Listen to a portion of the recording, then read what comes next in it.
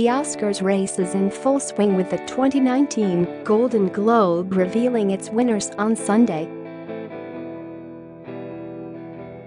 Leading the pack is the Dick Cheney biopic Weisz with 6 nominations, as well as Bradley Cooper's directorial debut A Star Is Born, which scored 5 nominations, including 1 for the film star Lady Gaga. Green Book and The Favourite also picked up 5 nominations each. But with the Golden Globe nominations out, what kind of influence do these choices have on film's top prize, the Oscars, in this year's race?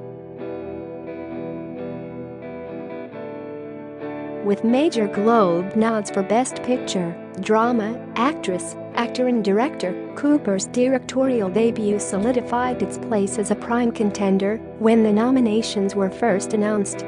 Since its premiere at the Venice Film Festival, where previous Best Picture winners Land and Birdman also debuted, the 4th iteration of the star-crossed love story has maintained impressive momentum.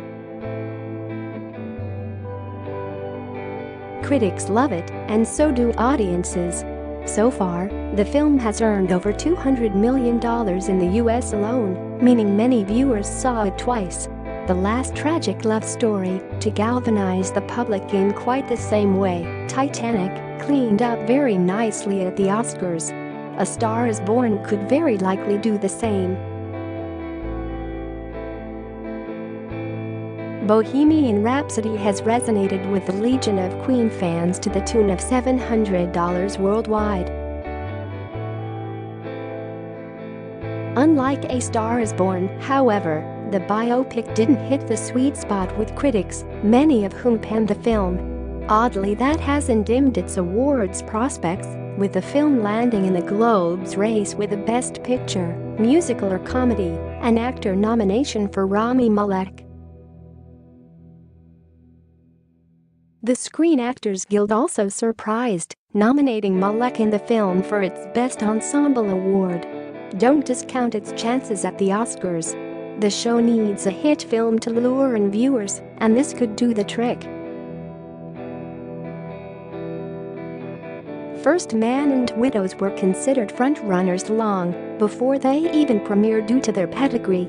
Both come from Oscar-winning directors and star A-list talent. When they eventually premiered, the films yielded strong reviews. Yet when the Globe nominations were announced, neither netted any major nods, with Widows being completely shut out. So what happened? Unfortunately, the films failed to resonate with audiences, with First Man and Widows disappointing at the box office despite a major boost from critics. With so many films vying for contention, they'll likely be overlooked by the Academy. With all 3 of the film's actresses nominated for a Golden Globe, the film about 2 ladies-in-waiting fighting for the favor of Queen Anne could be facing off against itself on Sunday. Emma Stone and Rachel Weisz face off in the film as 2 ladies-in-waiting competing for the favor and affection of the frail Anne, Olivia Colman, but also in the Best Supporting Actress race, where they have both been nominated. Snagging her first Globe's nomination, the 44-year-old Colman might also just land the Best Actress, Comedy or Musical award.